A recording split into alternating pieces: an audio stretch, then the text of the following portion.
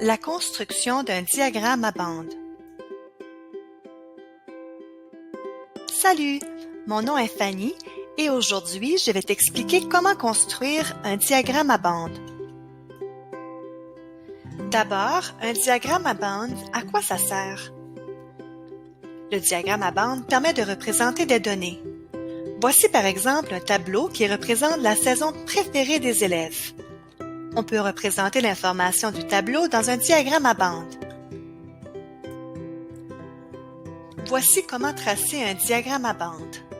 D'abord, avec une règle, on trace deux axes, un axe vertical et un axe horizontal. Ensuite, on écrit le titre en haut.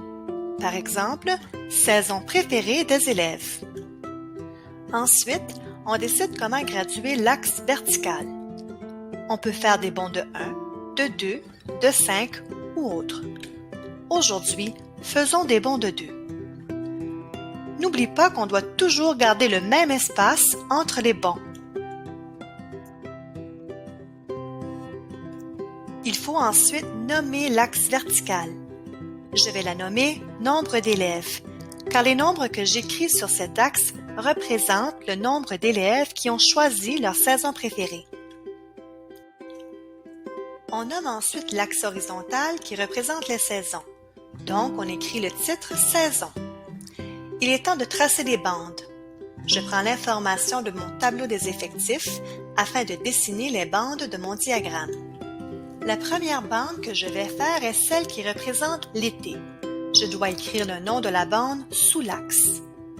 La hauteur de la bande doit correspondre à l'effectif, c'est-à-dire que si 8 élèves préfèrent l'été, ma bande devrait être à la hauteur de 8.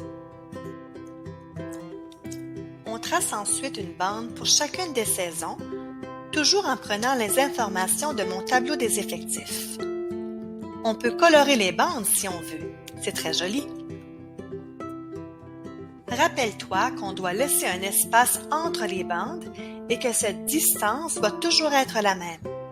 Rappelle-toi aussi que la largeur des bandes est toujours la même.